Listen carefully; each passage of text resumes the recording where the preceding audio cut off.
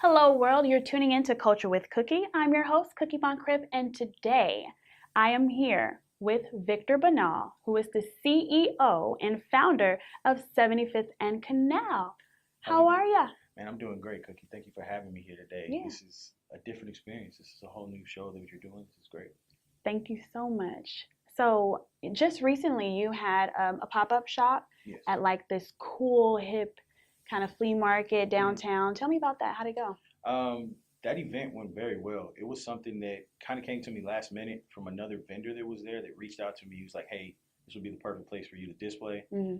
It actually turned out that the people who organized the whole thing had come to a previous event of mine, and we talked before, but just in passing. So like me running the events are just it gets kind of busy. So I didn't quite remember who they were, but once we got reintroduced, it was like, oh yeah, I remember you guys coming to the And then event. that reconnection Yeah, happened. and then Oh, just we came to the event. They made things very easy for me to set up. Took over that whole corner, and that was it. wow. Yeah, it was really nice, really cool. So tell me, I'm interested to know about your inspiration behind 75th and Canal. Where did it start? How did you come up with the idea? Well, 75th and Canal, the name actually comes from the area where I grew up and where my entire family pretty much came and established themselves. Okay. My parents met as next door neighbors. So it's like one of those like fairy tale love stories that people come across like, hey, we met Oh. as neighbors, first love at first sight kind of thing. Mhm. So when I started the brand or was searching for a name for it, I just wanted something meaningful. So why not the place that if it wasn't for that, I wouldn't exist. Mhm. So I went ahead and I called it 75th and Canal. Growing up, I mean, I always went there. There's like a fruit stand and a record store and just different things that are always there that kept me going, kept me going, kept me going. Mhm. And that was pretty much the basis for the name. The whole inspiration is based around events that have occurred in my life. So pulling stuff for different collections is almost it's limitless, right? Like Right. I'm 29 now, so having a lot to go back on through my life and I mean it's just been real easy to pull things just families certain events just Right. always kind of inspire what the brand is. Right.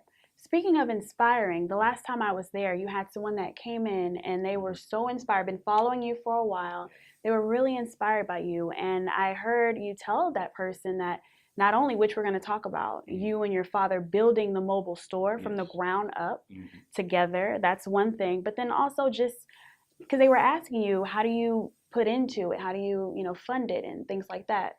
For the longest I had a job, a place that I was at for 7 years. They gave me Wow. an okay salary, it wasn't too bad, Mm, but most of it was just things that I had saved up throughout the years. Obviously, you know that I was DJing before, right.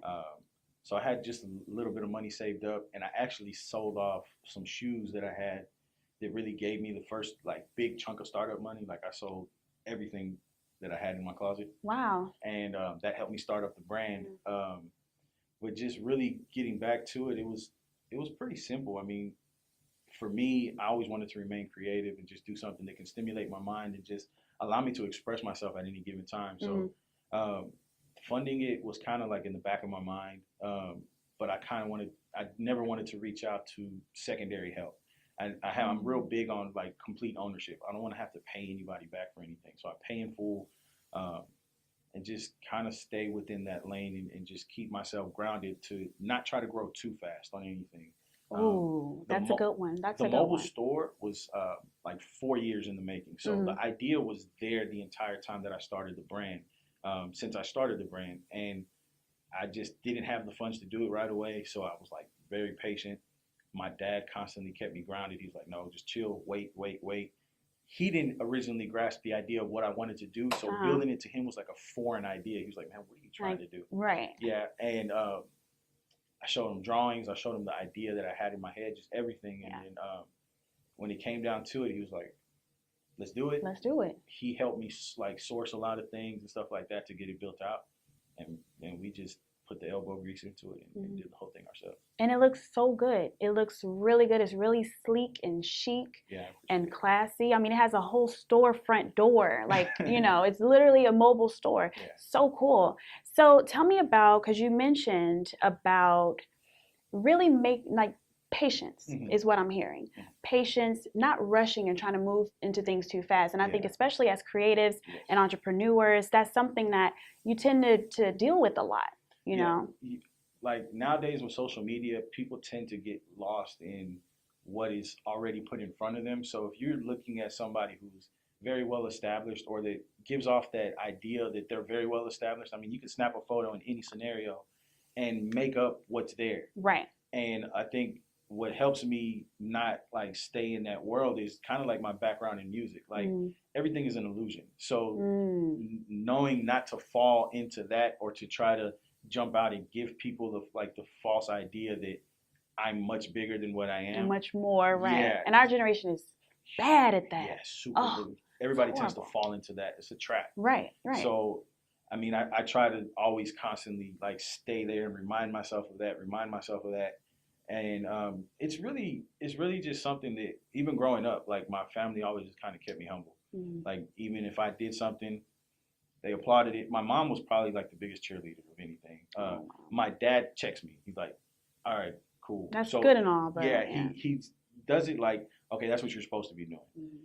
For him to tell me, "Wow," is something that like, yo, this is really crazy. And once we finished the mobile trailer, once like everything had the first event and he saw the turnout, that was when he hit me with like, wow. So that was a pretty fulfilling moment for me, and it's really cool to have their complete support on everything, and just knowing that I have to stay grounded so that this can keep going. Like there's different goals and just different objectives that I have, and knowing that like kind of support and just little, I don't want to call it a crutch, but it's there. Like I can lean on them just a little bit, and they'll tell you like they'll just bring me back to where I need to be. Now that's key to me. One thing I had to learn the hard way is that you definitely need support. Like that's, I mean, tremendous. You need it. And so tell me about that as an entrepreneur. When did it get hard? What were your like toughest obstacles, and how did you get through those? Getting past the first year. The first T-shirt that I ever released was extremely costly. It pretty much would have like almost broke everything up. I overpaid on everything. I did a little too much. I tried to go big to start out because I wanted to kind of come in and make an impact on it, just to let people know that this isn't like a fly by night kind of thing. Right. Oh, I'm getting into this just because it's something cool to do. I do have a passion for it. So that first T-shirt was something that almost wrecked everything. And just because it was so expensive and the return on it wasn't what should have been. I would have had to mark it up to a ridiculous point, and I didn't want to serve my customer something like that and have them overpaying for my mistakes. So that's something that I try to pride myself on, is kind of keeping my stuff to like a midpoint on the pricing and things like that. Don't really. I try to focus on that kid that was me in high school. Right. That wants to dress a certain way, that wants to have certain things in their life, but most of the stuff they're priced out in high school. You don't have a job. You're kind of running yourself to a different position. So I try to focus on keeping things down and staying, like I said before, staying grounded, humbling myself, and realizing, okay, this is your first mistake. Learn how to grow from it, and that's what I did. I started sourcing different areas to go get my printing done, to go get embroidery done, where to get labels made, and I had to search and search and search and search. And Houston is something that is a place that doesn't really dive too deep into that. Right. I mean, it exists. There's several places here that will do printing all in one-stop shops, but it's just still, they don't really make it cost effective for a lot of people. So making it past that first year was something that was a struggle. I actually only had one shirt the entire first year of the business. Really? It wasn't until midway through the second year. Well, actually, second quarter of the second year was when I released something different.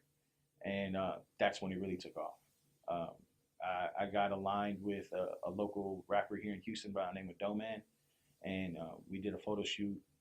Things came out really good. That was the first thing that was a mistake that I didn't do the first time around. What? I didn't market it very well. It was something that I released at South by Southwest, and it was just kind of like a spur of the moment. Told my friends, hey, this is what I'm doing. It's coming out.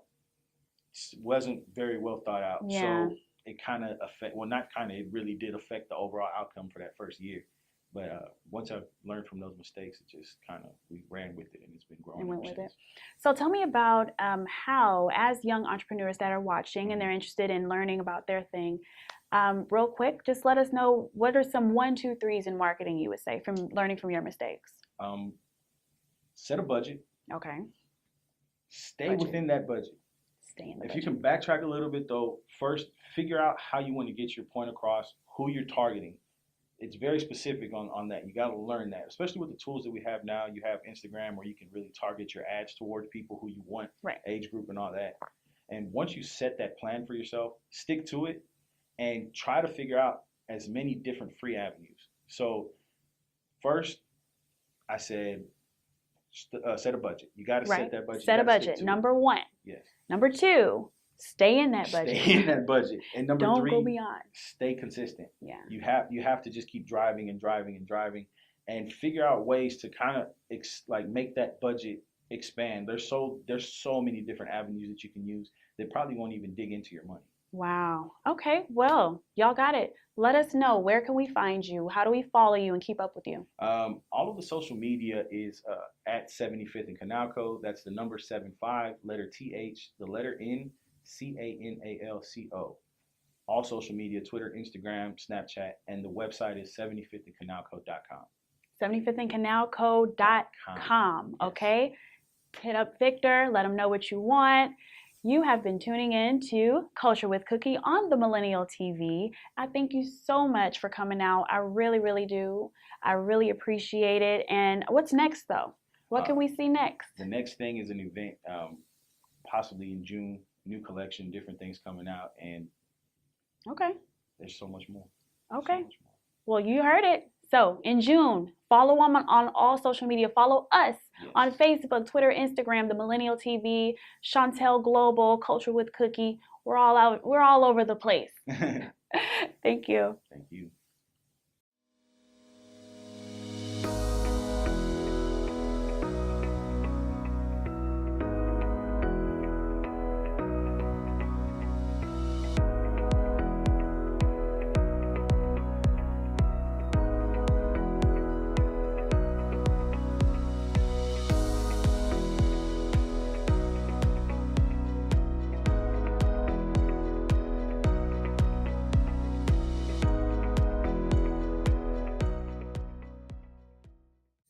Hello, world, and welcome back to Culture with Cookie on the Millennial TV. And now we have the CEO, the realtor, and speaker poet, Andre Notice.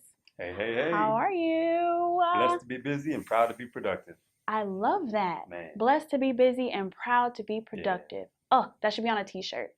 It really should. So let's start off with your real estate. You have your name tag, and that's one of the first things I learned in real estate, especially when it comes to marketing yourself.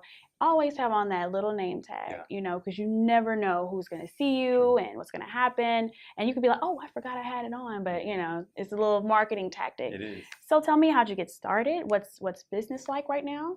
I got started about, believe it or not, next month will make 14 years. Are you serious? Yeah. 14 years? Yeah, I got my license when I was about 8. Stop. But really, 14 years? Yeah. Oh my goodness, because you're so in real young. estate. I know my parents were in real estate. My Okay. mother was a mortgage broker. She owned her own company, Mm-hmm. making 6 figures, doing pretty well, and she was working with an agent at the time. And she was like, "Andre, you're of age now. You might as well, get your license and keep it all in the family." Mhm. So that's how I got started.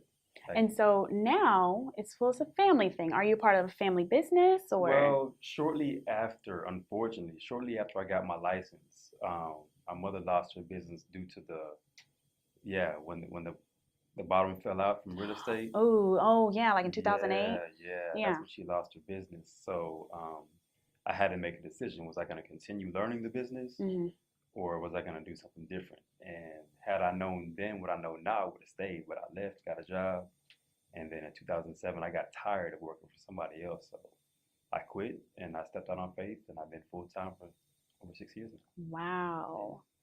Oh, so that's what you meant when you said for 14 years that's when you started learning Exactly. the family business of real estate. Hmm. Got it. Hmm. Okay, cool. Well, I noticed that when you do a lot of your postings and things online, that you're definitely marketing your real estate brand. Hmm. And I've learned also that in real estate now, it's Hmm. very important to have marketing. Oh Is yeah. there any tips for our new agents or maybe even seasoned agents who might need a refresher of what tips can you give them as far as marketing your real estate brand? Have a niche. Find out what you're good at. Find out what it is that you want to target, Hmm. and stick to that. So, no matter, because there's so many different avenues, so many different areas, so many different aspects of real estate that if you try to tackle it all, you'll find yourself getting lost and overwhelmed. So it's Hmm. best to find a niche or a target and then stick to that. And what's your niche? So for me, it started off me working with first-time homebuyers, which I still Okay. do a lot of those now, but I'm slowly transitioning to working with investors and sellers. Okay, let's talk about that real quick. Mhm. So first time home buyers, what is it that drew you to them? Why would you want to start there? Um, by heart, I'm a teacher. I think that's what I was placed on this earth to do, was to teach. So in the first time home buying process, it gives me the ability to be able to talk to people who may not understand the process, walk them through the process, teach the process. And that way I'm also using my gift of teaching as well as helping people get into their first home. So it's a win-win. I like it. Hmm. Here's the thing I'm grabbing from that is that because you started off learning with your family, Yeah. you really have a lot of leg up for other realtors. Hmm. So, with all of your knowledge and expertise, what can you, I guess, say is key for that new agent to learn the process and to be able to teach the process as well? Like, how do you, because one thing I struggled with when I first entered the industry was it's so much information. It is. It's so much knowledge, just It's a so much lot. information. It's a lot. And I felt I wasn't ready at the time to Right. be able to help someone else because Right. I didn't even know the process. So, what Right. are like some basics that you would advise young realtors Yeah. new to learn first to get that basic knowledge to where you can feel confident and competent enough to go out and help someone get a home? Well, it starts from education. You have to be able to, in order to be a teacher, you must first be a student. Mm. So Ooh, you gotta this guy. you gotta make yourself a student first. You have to put yourself in a position to where you want to be the expert, because you can't be the expert to teach somebody else if you haven't been taught yourself. Right. So I indulge myself. YouTube is my best friend. I'm on YouTube every single day. Hmm. So I would start by watching YouTube videos of some of the top agents and learning from each one of them, and then come with your own little thing as to how you want to go about approaching it. Mhm. But learn from other real estate agents that are top in the industry, and then also learn from individuals who are some of the top in your industry, maybe in your office or in your area. Treat them to lunch, take them out, ask questions, write, take notes, do little things like that. That's going to allow you to be able to learn from other individuals For about how long? until you feel like you got it. Hmm. And Okay. then I heard John Maxwell say, "You have never really learned anything until you're able to teach it." So Okay. you know you've Yeah. got it down when you're able to teach it to somebody else, and then they can duplicate it as well. Good old John Maxwell. Man, Yeah, that's true. that's my I dude. hear that. So let's transition because, like you said, you're a teacher, but you're also a speaker. Yeah. And tell me about that. How'd you get started in that? What are you interested in? Like, what's going on with Um. that? Okay. So my whole life, since even as a young man in high school, I've always been hearing things about my voice, and I never really thought much of it until I started getting into, I think, college, and I Mm. started hearing it a lot more. And people started saying things as if they wanted to hear me maybe on TV or radio. I never really put much into it. But then I started to engulf into so much information, so Mhm. much ideas, and I had this passion to want to share it. I had this passion to want to encourage and inspire and motivate and teach. And if I put that with speaking, then that's what you have as a motivational speaker. So there have been times where I've actually been approached by individuals who were complete strangers, and they would pretty much hint on what my purpose is, what I'm supposed to be doing. So I think it was God actually telling me, "Hey, this is where I want you to be. This is where you're supposed to be." So my whole thing about life is most people in life, I heard one of my most favorite speakers or teachers. He actually says the richest place on earth is a cemetery because there you'll find books that were never written, businesses that were never Wow. started, dreams that were never realized, businesses that never began, all kinds of different things because most people die, but they never really lived. And to live, you actually have to know your purpose. So once I know my purpose, Yeah. it's up to me if I want to chase it or run from it. And I Mhm. don't believe in chasing after or running from fear. Mhm. I run towards those things that I'm a little scared of. So if the number one fear in the world is public speaking, and speaking does not make me scared but also excites me, then I should be running towards that. Towards that. And I remember you mentioning before that, because you just said sometimes you tend to run away from Yeah. your purpose. And then on top of that, it was a time period in your life where you had people that were basically prophesizing over you and telling you your purpose and Yeah. bringing you more aware to that.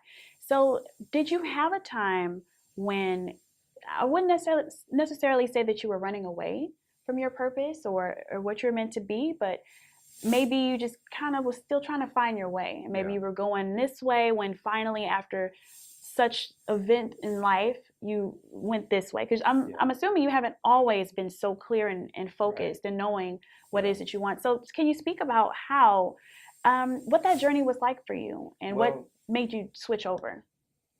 I kind of just knew for a while, but I wasn't 100% positive. In 2015, um, God spoke to me directly, Mm. and He told me He wanted me to go on a 21-day fast, only water, and then He confirmed it. And I was very reluctant, very hesitant, but I did it. So for 21 days, I fasted with only water. I didn't have anything in my body. I Wow. lost 30 pounds. My clothes wouldn't fit.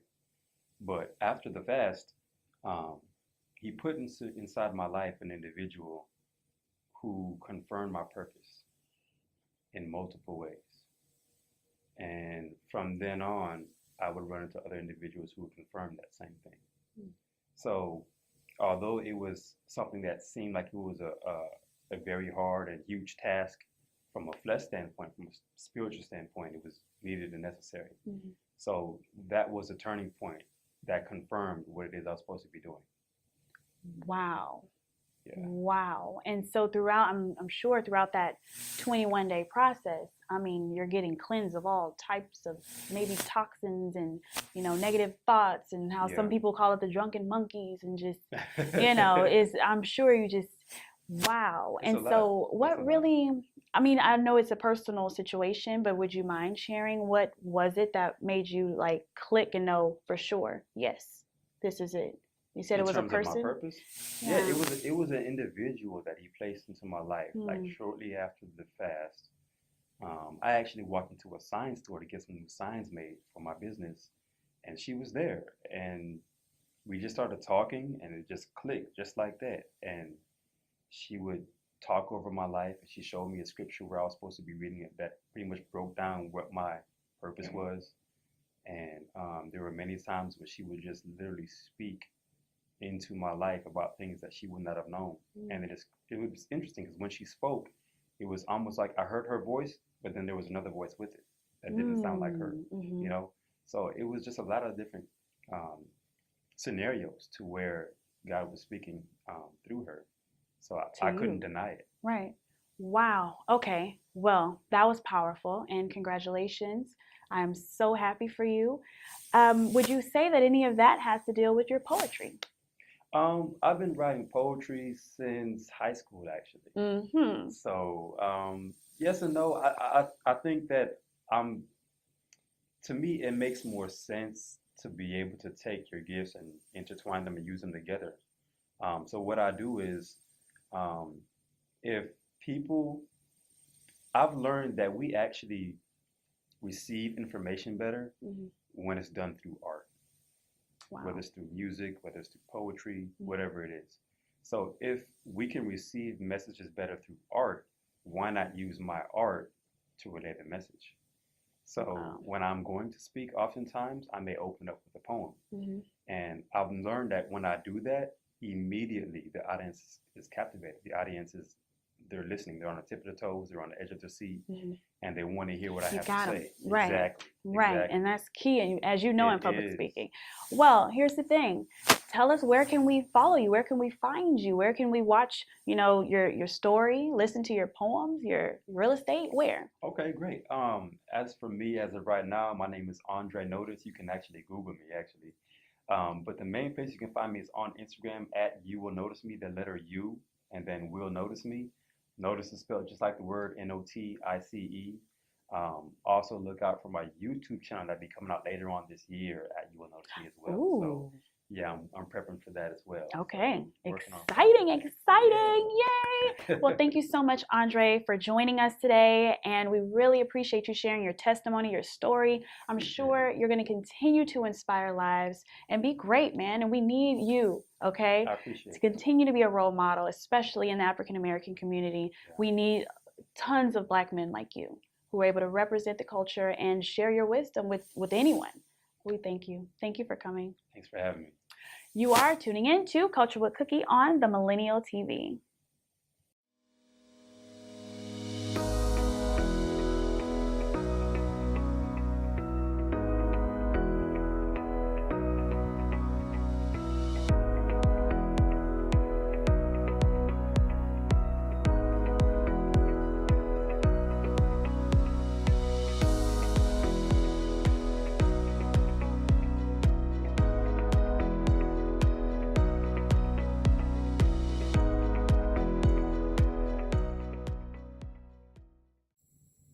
And we're back.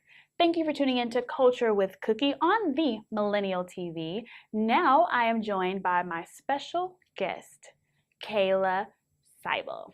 How are you? I'm well, thank you. Thank you so much for having me. Of course, and thank you for coming. You look so beautiful, by the way, and I will tell you that 1,000 times. She doesn't wear makeup, a lot of makeup, and today it's just, I've never seen her in it, and it's beautiful. I told her that she was giving me Michelle Obama vibes. It's so crazy, so cute. Aw, so let's jump into it though. She is 28 years old, a nurse, working on her master's in nursing administration, and she's a mother of a beautiful, beautiful 8-month-old baby, Adonis. And as a young mother, because he's 8 months now, so she was 27 when she had him. I've learned so much, and I just would like to just learn about your journey, where you started from, and just your transition, because I'm sure it's been a transition for you. Absolutely, absolutely. So it has been an amazing journey. I've learned something every step of the way. I'm still learning things every step of the way. I want to almost say I surprised myself in the pregnancy that I had and the birth that I had, and I can only contribute that to my significant other, and encouraging me, because I have a medical background, to also dig into a more natural way of living and being grounded, and it's been an amazing experience. So I always want to encourage you to dig into those more natural things. If it's on your heart, if you feel like it's not safe for you, if you feel like it's not safe for your child, there's a reason that you're feeling that. Right. Okay, so you graduated with your nursing degree at what age? It was 22. 22. And then met your significant other. But between that time, between you graduating, starting your nursing career, and then also realizing that you were pregnant, you're expecting. Mm-hmm. Tell me, what was that like for you? What was your life like in that transitional phase? Absolutely. So I think I still look back to those from 22 to 27, so say 5 years of my life, and I think mourn is a fair word, because my life has changed so much since, I got pregnant and I've given birth, and I wouldn't change any of it. But, I just really think those were good years. I was free. I was by myself. I lived in several different states. I got to travel. I wouldn't change anything about those years. Those were, absolutely wonderful years. Maybe travel a little bit more. But. Okay. Okay, and so then, bam, you meet your significant other. Next thing you know, you find out you're expecting. What is your mind thinking at that time? And then tell me about your 9 month journey and just what changes you experienced then, especially for young mothers out there. So absolutely. So we bought a house and Wow. we closed on the house December 1st. Mm-hmm. And his birthday is that first week of December, the 5th. And in January, about the second week, we found out we were expecting a baby. And that was not our plan. We are more than grateful. We are so happy that we have our son. But then, getting into that journey, I think it suddenly came to head that, like, hey, we want to live this more natural lifestyle, and now we have this other person that's going to be involved, and what changes do we have to make? So those changes came pretty quickly. I did do all the traditional. I shouldn't say all. I did most of the traditional like maternal care. Mm-hmm.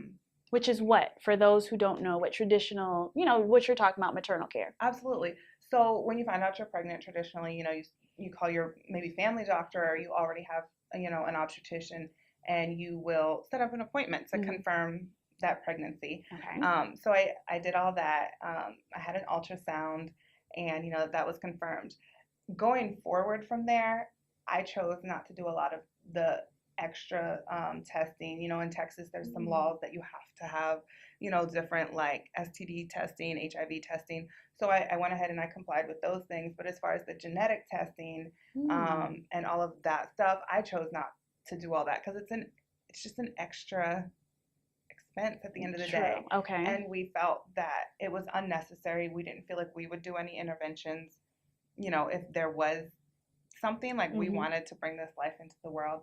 The other thing that mothers need to be aware of is when they want to test you for gestational diabetes, there's different tests that they want to do. A lot of people think of like the fasting blood sugar test. Those are things that I chose not to do. I checked my blood sugar at home in the morning, and then after I ate, and everything was perfectly, fine. So I just kind of stayed away from some of those conventional testing methods and just really tried to research and find other ways to do those things more naturally. Definitely. And I love the fact that you have a partner, that was on board. Y'all were on the same page with everything. I mean, I'm sure that makes a tremendous difference. Absolutely. Like it really does.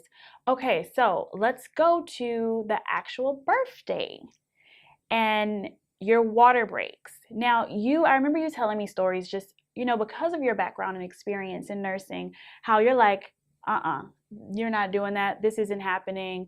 Tell us if you can share some of those experiences when, how, to me, it seems as if birthing now is not only a business, but it could just be very impersonal and just, all right, next, like everyone, the babies are just numbers. And with your experience, like I said, what could you say and share with us about those experiences where you're like, I'm not doing it? Absolutely. So definitely don't want to take away from any of, the education that any of these professionals have. However, as Cookie said, unfortunately, birthing has become a business. The laying on your back is not practical and not natural. Not natural, but it's transitioned to that because it's for the ease of the practitioner. It's an easy place for them to catch a baby. It works for them. And then, a lot of times they encourage you not to eat while you're pregnant. They want to have you on all these monitors and stuff. And those were things that I wasn't comfortable with. My body, I need to feed my body. I was in labor for 24 hours, and I think, like you said, it just comes back to the business. And I understand, because I'm a nurse, that we have to protect ourselves. So you have to be patient sometimes with us because there is a certain type of protection that we need because it's our well-being to practice. However, there is ways to refuse those things. And those are the decisions that I made. I hadn't seen a doctor actually for over 6 weeks before I had my son because Harvey happened. Oh, yeah. Yeah. So when I went in, they didn't know like my GBS status and GBS is what? GBS status, what's that? Okay, so they'll swab you and check if you have any type of like infection. Okay. Like in your vagina. Okay. And then if you do, they want to give you antibiotics because they feel that sometimes that can transfer to the infant. Okay. So that was something they didn't know. However, Mhm. I do not feel like it poses that great of a risk.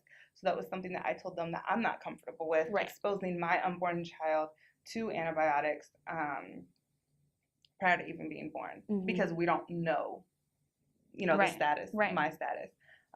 So that was something, and that kind of, I think those things are kind of what set it off on a rocky foot. I mean, my doctor practiced for years and years and years. She's delivered thousands of babies. However, she won't deliver anymore Really? of my babies because of the choices that I've Oh. decided to make. She feels puts her at risk. Oh, So, wow. Okay. you really got to weigh those Options Yeah. and just be more and so what I'm concluding from that is when you do become pregnant and you're expecting, to really think about your lifestyle, what type of Mhm. lifestyle you want and what type of lifestyle you want for your child. Mhm. And then also your partner, are they on board, are they with it? Because I mean, God forbid that your significant other was against you too, that could be more stress during that time, a very it can be a stressful time. So that's what I'm picking up. Be very mindful of what you want for your child. Do the research. Yes. Do the research and know your options, and then find those doctors and experts that are on the same page as you. That way it could be smooth and it could just kind of go. So, baby Adonis is now into the world. What was that like? You bring him home. You're no longer just you and him in a belly. Now it's you and him and an entire little human. What's happening? It was amazing. I remember when we went out, like, to the vehicle, they took me out in a wheelchair, and they Deshaun had the car seat all set up, and I started to get in the front seat.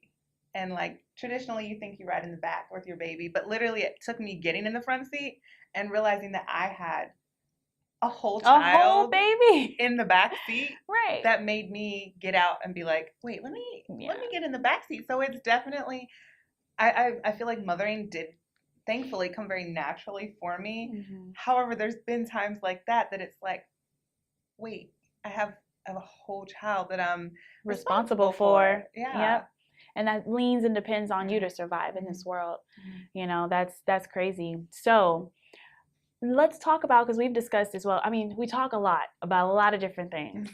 And so when the baby, you sometimes mention how you kind of miss your old life, but at the same time, you still have one, and when I say have a life, not that you don't have a life with a child, we all know that you do, but just more so like still have that young life. It's not now instantly I'm a soccer mom that drives a minivan, and can't go out with my friends, can't catch up, so just tell us, how do you balance that as far as knowing like, okay, the way I used to do things is no longer, I need to change some things around. How do you balance that and just, kind of make it work for you?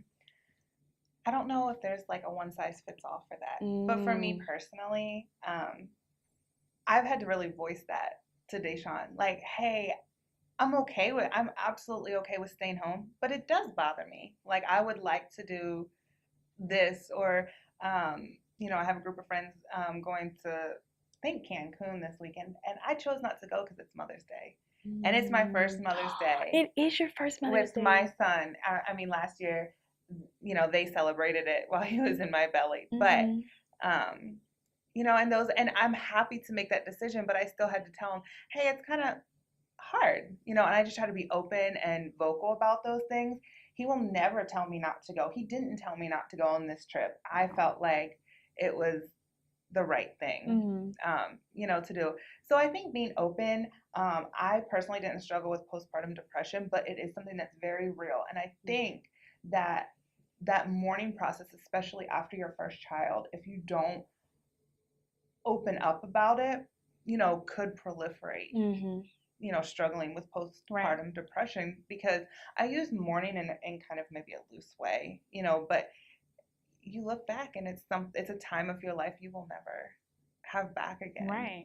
So, I think it's easy to make those choices to be with your child, but just being realistic that, hey, I do wish that I could do, things that I can't. And I think the fact that you're able to acknowledge that and say it out loud and say, man, I really like, and I'm not saying that you do or don't, but learning to, I guess, maybe manipulate the guilt to where maybe it's not guilt. Maybe, like you said, it's just your reality.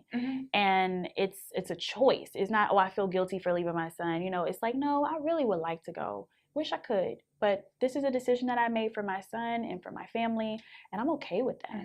You know, I think that is powerful beyond measures, because there's so many women and men out here who, you know, it starts to manifest itself in negative ways when you don't, like, when you're not thinking and you're just, everyone's different, you know, but when you have children and you're not really ready or not really preparing yourself to be ready, and then you're constantly battling and you're all over the place, and the child is kind of left to fend for themselves in a way, to where I feel like, you know, hey, what can you do? So okay, let's talk about, I mean, it's 8 months now, and we discussed, Kayla is, I mean, I want to call her an expert.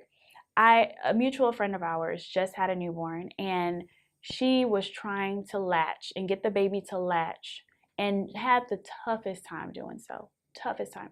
And the thing about it was, she was like, no one told me that not only does this hurt, but it's hard to get the baby to latch, you know? And so Kayla came in and she just gave her all kind of tips and tricks. So I hope you can share some of those tips and tricks for our new mothers out there, or those who are expecting, and tell them about the breastfeeding process, because you still breastfeed right now, and just how that whole thing works, and just some, you know, just some mental things to prepare for it. Absolutely. So breastfeeding is natural, but breastfeeding is not easy.